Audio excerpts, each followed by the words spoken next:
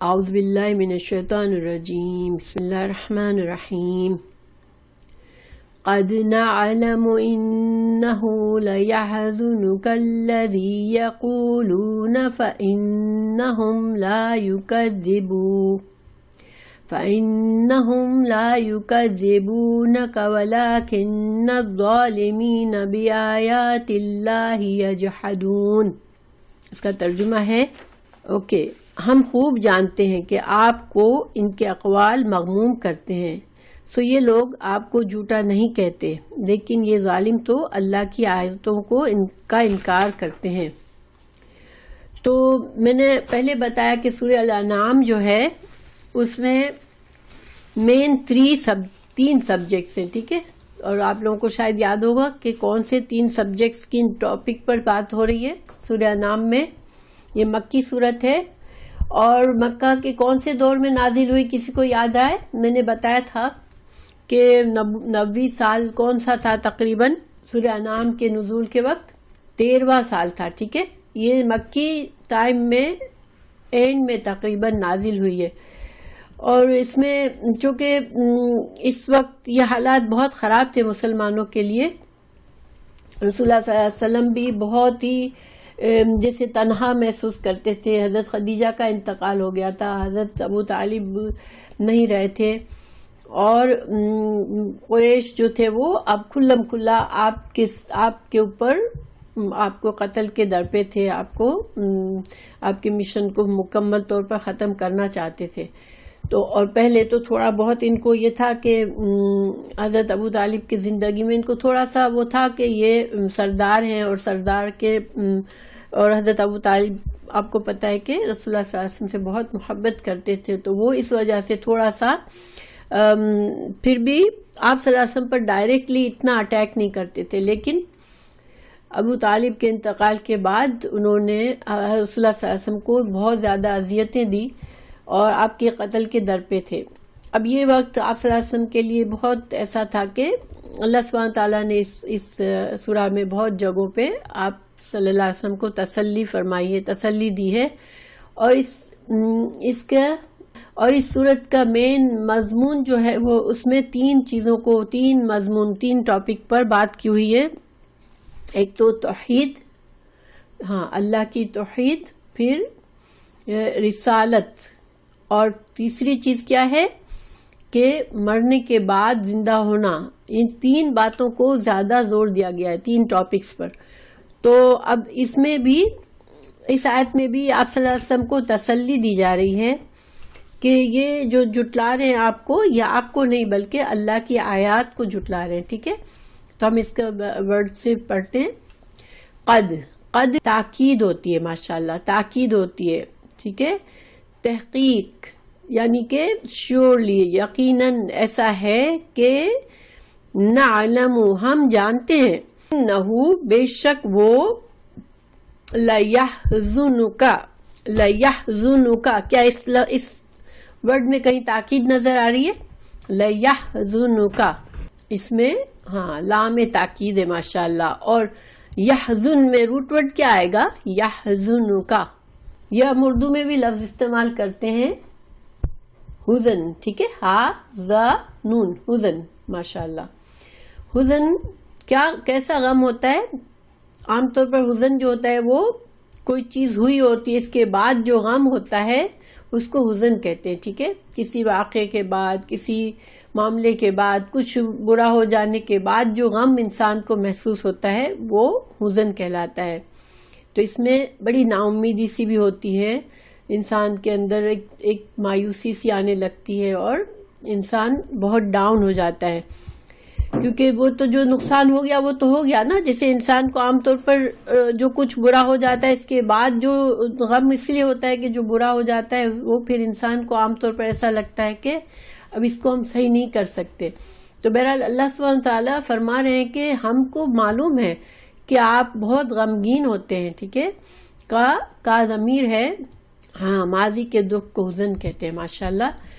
تو آپ بہت غمگین ہوتے ہیں، آپ کو بہت غمگین کرتا ہے کیا چیز؟ الذی، وہ بات، وہ چیز، یقولون، وہ کہتے ہیں، یعنی کہ وہ کون؟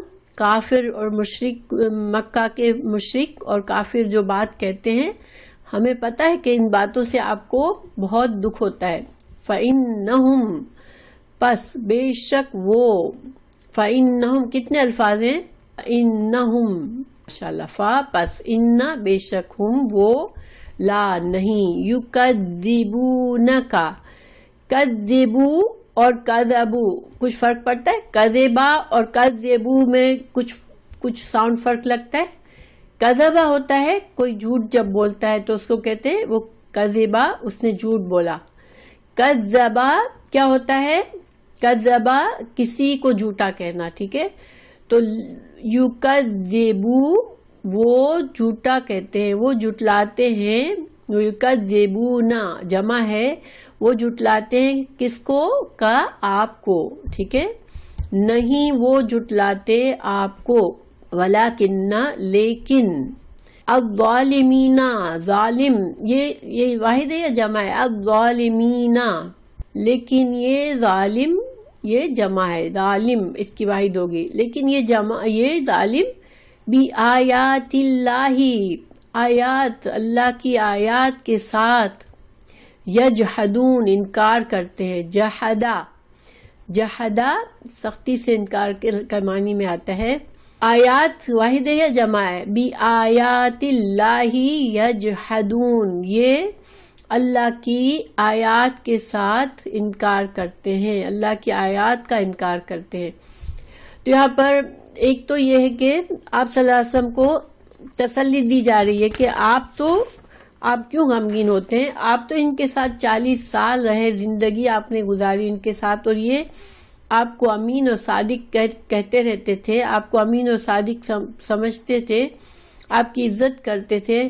اب آپ جو اسلام کے تعلیمات ان کے پاس لے کے آئے تو یہ اس کو جھٹلا رہے ہیں. تو اس کا مطلب کیا ہوا کہ وہ آپ کو نہیں جھٹلا رہے، یہ اصل میں آپ کے اس رسالت کے پیغام کو، اللہ کی آیات کو جھٹلا رہے ہیں، اس قرآن کو جھٹلا رہے ہیں. تو ظاہری بات ہے، دیکھیں اگر ہم سوچیں ایک انسان کی عزت ہوتی ہے معاشرے میں، سب اس کو سچا مانتے ہیں. اب اس کو ایک دم سے کوئی جھوٹ کہہ دے اور بہت بری طرح سے مجموعے میں جھوٹ کہے، اس کا مذاق اڑا کے جھوٹ کہے، تو اس کے لیے کتنا مشکل ہوتا ہوگا.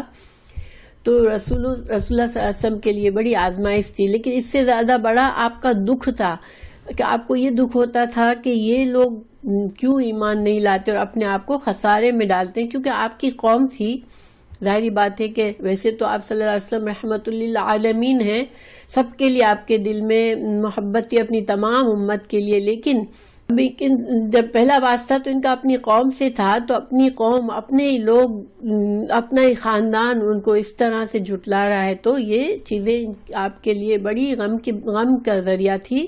تو اللہ تعالیٰ نے فرمایا کہ نہیں، آپ کو یہ نہیں جھٹلا رہے، یہ میری آیات کو جھٹلا رہے ہیں. تو آپ جو ہیں وہ اس طرح سے غمگین نہ ہو جائے، آپ اپنا کام کرتے رہیں. اس سلسلے میں ایک روایت ہے، جب ابو سفیان جو تھا، سردار سمجھ لیں، مکہ کا انتظام اس کے ہاتھ میں تھا، اور اس نے مسلمانوں سے کافی جنگیں لڑی. جنگ بدر میں وہ شریک نہیں ہوا تھا، لیکن اسی کے میسیج پر لوگ تیار ہو گئے تھے. وہ سفر میں تھا، قافلے میں تھا، تو اس سے ہی میسیج بھیجا تھا، تو سب تیار ہوئے تھے جنگ کے لیے. پھر جنگ احد میں وہ خاص طور سے لیڈر تھا، وہ لیڈ کر رہا تھا فوج کو، اور جنگ خندق میں بھی وہ لیڈر تھا. تو اس نے 3 لڑائیاں، بڑی بڑی لڑائیاں لڑی تھی. اس کے علاوہ بھی ظاہر مسلمانوں سے کئی سالوں تک وہ دشمنی کر رہا تھا. بعد میں اللہ نے ان کو توفیق دی فتح مکہ کے وقت وہ مسلمان ہو گئے تھے. لیکن جب تک کافر تھے، یہ ایک بار روم میں تجارت کے سلسلے میں گئے، تو روم کے بادشاہ کو تھوڑی کچھ باتیں ملی تھی، آپ صلی اللہ علیہ وسلم کا پیغام ملا تھا ایمان لانے کا، تو اسلام کی دعوت ملی تھی. تو اس کو وہ چاہ رہا تھا کہ میں کوئی ہو جو مجھے اس شخص کے بارے میں، اس نبی کے بارے میں پرسنلی بتائے کہ وہ کیسے شخص ہیں، اور وہ کس، مطلب ان کا دعوت کیا ہے. تو انہوں نے اس وقت روم میں انہوں نے پوچھا کہ روم میں اگر کوئی مکہ سے آیا ہوا تو اسے میری دربار میں لے آؤ. تو حضرت ابو سفیان کو اور ان کے لوگ قافلے کے لوگوں کو لایا گیا تھا. پھر ابو سفیان سے کہا تھا کہ سچ سچ مجھے جواب دو تم، کیونکہ ابو سفیان لیڈر تھا. تو اس سے کہا تم مجھے سچ سچ جواب دو جو میں پوچھوں اس کا، اور اگر تم جھوٹ بولو گے تو اس نے سارے باقی قافلے والوں کو کہا کہ اگر تمہارا سردار جھوٹ بولے تو تم مجھے بتا دینا، یعنی میں جھوٹ کو نہیں قبول کروں گا. تو ابو سفیان سے پوچھا کہ ایک سوالات بہت سے کیے، اس میں یہ بھی سوال پوچھا کہ کیا محمد صلی اللہ علیہ وسلم کبھی جھوٹ بولتے تھے، یعنی کبھی جھوٹ بولا ہے انہوں نے؟ تو اس نے جواب دیا تھا، حالانکہ کافر تھا اس وقت، اس نے کہا نہیں، محمد صلی اللہ علیہ وسلم کبھی جھوٹ نہیں بولا، انہوں نے کبھی جھوٹ نہیں بولا. تو گویا کہ اتنی مخالفت کے باوجود، اتنی لڑائیوں کے باوجود بھی وہ ابو سفیان نے اپنے منہ سے کہا کہ نہیں، جھوٹ کبھی نہیں بولا انہوں نے. تو گویا کہ اللہ تعالیٰ بھی یہی فرما رہے ہیں، اور اس میں مقصد کیا ہے کہ آپ صلی اللہ علیہ وسلم کو تسلی دی جا رہی ہے کہ آپ اپنے مشن پر دھیان رکھیں، آپ اتنا غم نہ کریں کہ آپ غم کے مارے. دیکھیں جب بہت غم انسان پر طاری ہو جاتا ہے تو وہ اس کے کام میں بھی پھر وہ بات نہیں رہتی، اس کے کام پر بھی ایفیکٹ آتا ہے. تو اللہ تعالیٰ نے آپ کا دل بڑھایا ان آیات میں. پھر آگے ہے وَلَقَدْ، اور البتہ تحقیق، کُذِّبَت، جٹلائے گئے، کُذِّبت تو کُذِّبت رسول، کئی رسول، من قبل کا، من سے، قبلی کا آپ سے پہلے، فصبروا پس انہوں نے صبر کیا، اعلیٰ اوپر، ماں جو، کذبوا وہ جھٹلائے گئے، وَأُوذُوا اور وہ ستائے گئے، رسول ستائے گئے، حتیٰ یہاں تک کہ اتاہم آئی ان کے پاس، نصرنا ہماری مدد. یعنی اللہ تعالیٰ مثال بھی دے رہے ہیں ساتھ ساتھ، جو پیچھے تسلی دی تو اب مثال بھی دے رہے ہیں کہ آپ سے پہلے کئی رسول آئے تھے اور ان کے ساتھ بھی ان کی قوموں نے اسی طرح کا رویہ کیا تھا کہ ان کو بہت تنگ کیا، ان کو جھوٹا کہا. لیکن پھر کیا ہوا کہ جب تک اللہ تعالیٰ نے مدد نہیں بھیجی، یعنی کہ ان ظالم قوموں کو اللہ نے پھر تباہ کر دیا تھا اور رسولوں کو بچایا. جن قوموں نے اپنے نبی کو اس حد تک جھٹلایا کہ ان کی مہلت پوری ہو گئی، تو پھر اللہ تعالیٰ نے ان کو، انبیاء کو بچا لیا اور ان کی قوموں کو اللہ تعالیٰ نے تباہ کر دیا. تو اللہ تعالیٰ یہاں پہ تسلی فرما رہے ہیں، تسلی دے رہے ہیں کہ آپ فکر نہ کریں. یہ تو ایک طریقہ ہے، دین کی دعوت جب بھی آتی ہے تو رسولوں کے ساتھ یہی سلوک کیا جاتا ہے کہ اس کو جھٹلایا جاتا ہے، ان کو تکلیف دی جاتی ہے. مگر اللہ تعالیٰ جو ہے وہ یہ نہیں ہے کہ اللہ تعالیٰ نے رسولوں کو بھیج کے بس اب بالکل غافل ہے. اللہ تعالیٰ کی مدد آتی ہے پھر، اور اس کا مطلب یہ ہوا کہ آپ کو بھی اللہ کی مدد آئے گی. ولا اور نہ، مبدلا نہیں کوئی بدلنے والا، مبدلا، لی کلمات اللہ کہ تو اللہ تعالیٰ کے کلمات کو نہیں بدلا جاتا. پیچھے آیت میں اللہ نے یہاں فرمایا کہ بہت سے نبی انبیاء کو بھی اس وقت تب قوموں نے تنگ کیا جب تک اللہ کی مدد نہیں آ گئی. تو پھر اللہ تعالیٰ یہاں فرما رہے ہیں کہ اللہ کی کلمات کو بدلا نہیں جاتا. اور یہاں کلمات کس معنی میں ہے؟ اللہ کا وعدہ، یعنی جو اللہ کا وعدہ ہے انبیاء کی مدد کا، وہ سب کے ساتھ رہا ہے، وہ بدلا نہیں جاتا. تو آپ کے پاس بھی مدد آئے گی. اور قرآن میں بہت جگہوں پر یہ وعدہ بیان کیا گیا ہے. سورہ المومنون 51 آیت میں ہے، اِنَّا لَنَنْصُرُ رُسُلُنَا وَالَّذِينَ آمَنُوا فِي الْحَيَاةِ الدُّنْيَا وَيَوْمَ يَقُومُ الْأَشْهَادُ بے شک ہم اپنے رسولوں کی اور ان لوگوں کی جو ایمان لائے ضرور مدد کرتے ہیں دنیا کی زندگی میں اور اس دن بھی جب گواہ کھڑے ہوں گے. اسی جگہ فرمایا المجادلہ 21 میں، کتب اللہ لأغلبن انا ورسلی، اللہ تعالیٰ نے لکھ دیا ہے کہ ضرور بضرور میں غالب رہوں گا اور میرے رسول. پھر تیسری جگہ سورہ فتح آیت 28 میں هو الذی ارسل رسولہ بالہدی ودین الحق لیظہرہ علی الدین کلہ، وہی ہے جس نے اپنا رسول بھیجا ہدایت اور دین حق کے ساتھ تاکہ اسے ہر دین پر غالب کرے۔ تو یہ وعدہ جو اللہ تعالیٰ نے، اس کے علاوہ بھی سورہ الغافر 51، سورہ صافات 171 سے سورہ 203 میں اللہ تعالیٰ نے یہی مضمون کیا ہے کہ میرے بندے کی مدد کی جائے گی۔ تو اللہ سبحانہ تعالیٰ نے یہ جو وعدہ کیا ہے مومنوں کو، یہ جو رسولوں کو، کہ یہ وعدہ ہر حال میں پورا ہوگا، تو لہٰذا آپ اطمینان رکھیں اور اللہ کی باتوں کو کوئی بدل نہیں سکتا۔ جس طرح دوسرے انبیاء نے صبر و استقامت کا مظاہرہ کیا، اسی طرح آپ بھی صبر و استقامت سے اپنے دعوت پیش کرتے رہیں اور کسی بے چینی کو اپنے اندر جگہ نہ دیں۔ یقیناً آپ کی بھی اسی طرح نصرت اور تائید ہوگی۔ یہ دونوں آیات کا یہ خلاصہ ہے۔